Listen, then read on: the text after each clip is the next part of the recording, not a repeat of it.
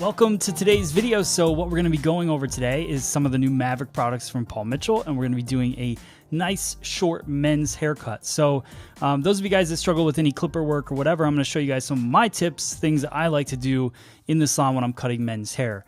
So the first thing I do is I spray in the Maverick grooming spray. This has a light hold, and I spray it on Kyle's wet hair, and then I go through and I blow dry it just to smooth everything out. I think when you get a nice polished finish on the hair before you go to cut it, it takes away any of like the hair from kind of popping out where you don't want it to for the haircut. So I go through and I really rock and work that clipper out. So I think the key thing here is to kind of develop that line that follows the head shape, kind of follows the contour of the head shape, back to the occipital bone, comes across that, and then back up towards the temple area on both sides. The other thing I want to really pay attention to is just to make sure that this is balanced, because you want to make sure that any weight lines that you're building on each side of the head, when you're looking at them straight on, that you have that balanced shape to it.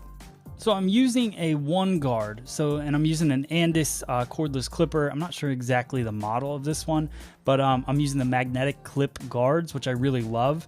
So I use the 1 guard to start the haircut, really develop that line and figure out the shape that I'm working with. And then I go in with a 2 guard and I go through, and you'll still see that line. But the thing that I like to do is just go with my shortest clipper first, and I work my way across the head shape.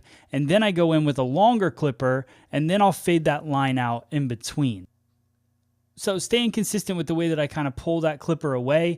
And now I go in with a 1 guard fully open. So that makes it the longest length that it can be. So almost like a 1.5. And I start blending that line.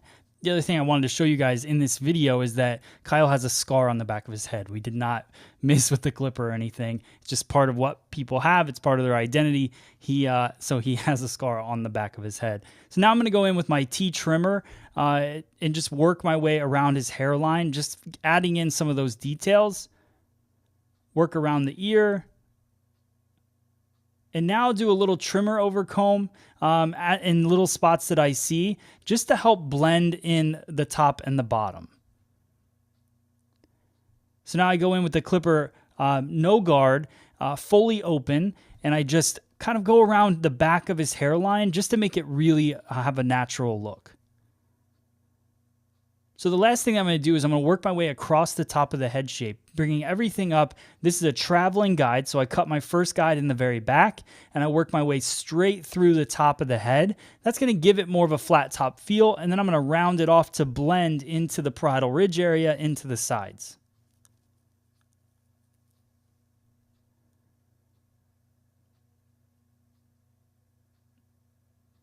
So you'll notice I'm not really doing too much over direction because I want it to be nice and short. Kyle's also off to college, and he's going into the ROTC program, so he wants his hair nice and short and clean. So that was the purpose of this haircut.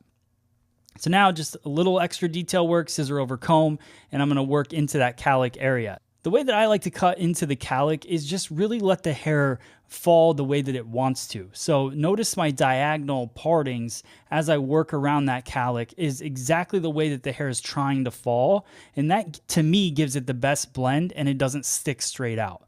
I think when you try to fight the way that it wants to fall naturally, that's when you're going to have challenges in that cowlick area.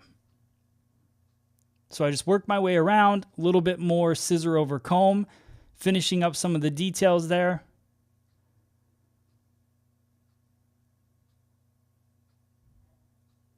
And then the last thing that I'm going to do is just clean up the fringe area. And I think a lot of stylists will just kind of comb this down. I've seen it because I see people wearing the haircut, and they'll try to cut without doing any over direction. I like to pull everything over to the side because he's going to wear it kind of parted over.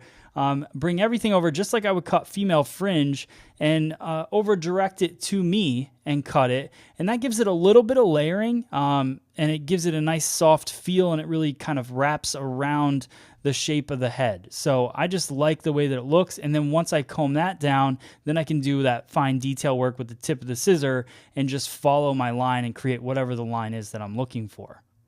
And I'll just lift up that little last bit just to soften it there.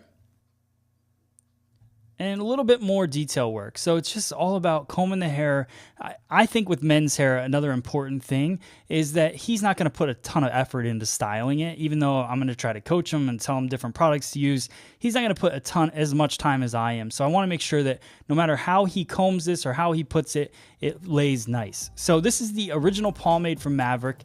It's got a medium hold, natural shine. Love the way that it feels in the hair because it's nice and light, but it just gives it a nice clean cut look. So I put that in his hair. I give it a little comb through, style it out. He's not looking for anything super fancy, just wants a nice clean cut. So there you guys go. Hope you liked it.